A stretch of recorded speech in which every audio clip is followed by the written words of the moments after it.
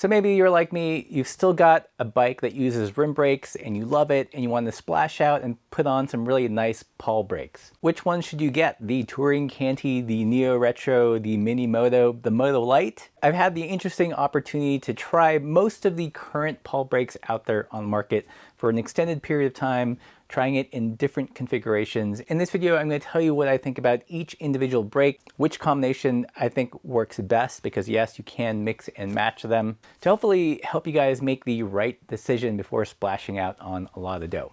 If you guys appreciate this content, please consider supporting the channel by joining us on Patreon or stopping by the merch store.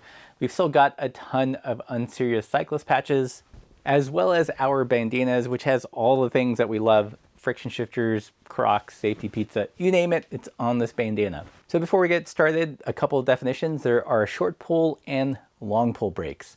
Short pull brakes are typically brakes that can be actuated by road brake levers. In the Paul lineup, that includes the Touring Canty, the Neo Retro, and the Mini Moto. There is a little bit of an asterisk because you can get road brake levers that are long pull. That's actually what I have here on my Rivendell. They are road levers, but the leverage point is changed. So it actually works with long pull brakes. In terms of long pull brakes, Paul basically only sells the Moto Lite, which I currently have here on the Rivendell. And usually, but not always, the brake levers associated with long pull brakes are mountain bike levers. Typically be levers like this. However, another asterisk, you can get these brake levers both in long pull and in short pull. These look like your typical long pull brake levers, but these are actually short pull levers. So hopefully I didn't royally confuse you, but for shorthand, short pull tends to work with road style levers and long pull works with, you know, mountain bike brake levers, flat bar levers, but not always. Let's talk about the short pull levers first, since there are more options there. First off, let's talk about the Touring Canty by Paul. These brakes, for me, by far offered the best stopping power as well as the best modulation. I found that particularly true in the rear, which is where typically most brakes kind of suffer. Set up in the rear, it still had great stopping power as well as good modulation. The downside, however, of those brakes is that the setup is a little bit more involved. I did make a whole separate video on how to properly set up your cantilevers for best results, so definitely check that out. It's not super hard, but there are some concepts you have to get down, but once you nail it, it just feels so good. Another potential downside of the Touring Cantys is when they're set up for the most braking power, the yoke can be fairly close to the tire depending on what tire size you have. So that may limit the size of the tire that you can put on your bike, as well as if you want to run the fender. Not to mention you're going to be running a cable down in front of your head tube, which sometimes bags can interfere with. Next up is the Neo Retro, which is a wide profile Canty.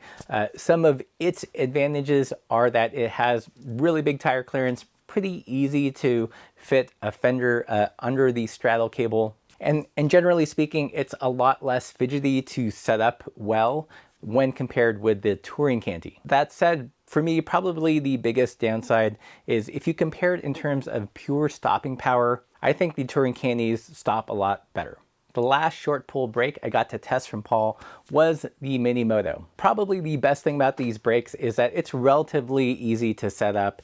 It works fairly similar to other V-brakes, so you don't have to deal with a cantilever yoke. It is also a really, really strong brake. There are some cons, however, and that is primarily tire size. Since the cable runs horizontally across the tire, you can't put a tire that's too big or too knobby. Same thing with fenders, it kind of limits your room there. A big plus, however, is that since there isn't a cable running down the head tube, it's probably the best short pull brake if you're going to be running some kind of bag in the front. Probably the biggest downside to the Mini Motos in my experience is that when setting it up, you have to set the pads in fairly close to the rim. For me, I was able to achieve a great balance of stopping power and lever feel in the front brake, but I found setting it up in the rear brake, which is always a challenge, that the right brake lever felt a little bit mushy, a little bit vague, didn't quite have the snap that you would get from a Touring Canty when set up correctly. Okay, so let's talk about long pull brakes. There is only one. It is the Moto Light. This brake is just stupid strong.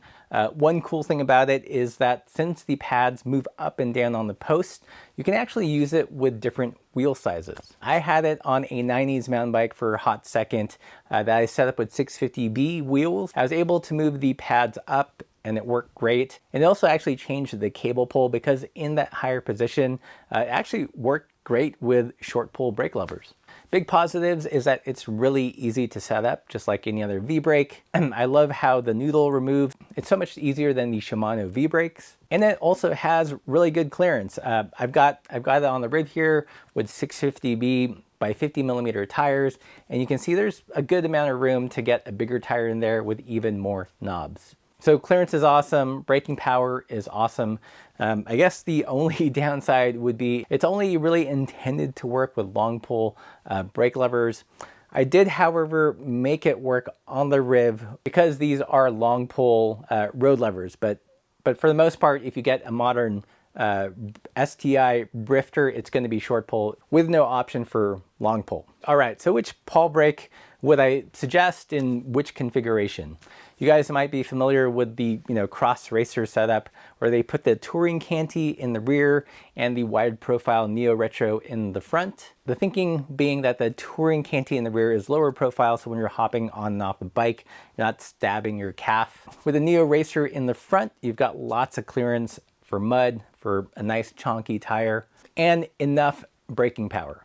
And so that is kind of the cross racer configuration. I think, however, if you want the absolute best braking power and the best modulation and can deal with kind of a little bit of a finicky setup, then I would hands down recommending going touring Canty front and rear. The biggest downside to that is clearance issues with fenders, and you've got a cable running down the front, which could potentially interfere with a front bag without like some shenanigans you have to do. Probably my favorite configuration in terms of short pull brakes is having the touring Canty in the rear, so you get that braking power, you get that modulation, and running a mini Moto in the front. The reason I would run the mini Moto in the front is that it's got great braking power.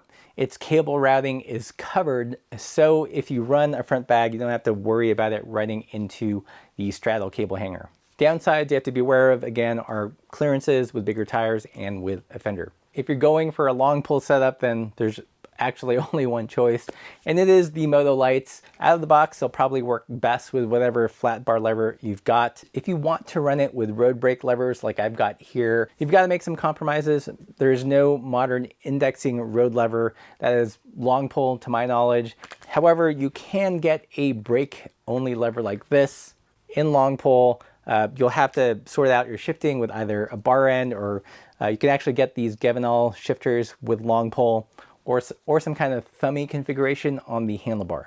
I think in some ways the Moto Lights are kind of the best of all worlds. You've got great stopping power. I feel like these actually have pretty decent modulation. You've got good clearances for bigger tires with knobs.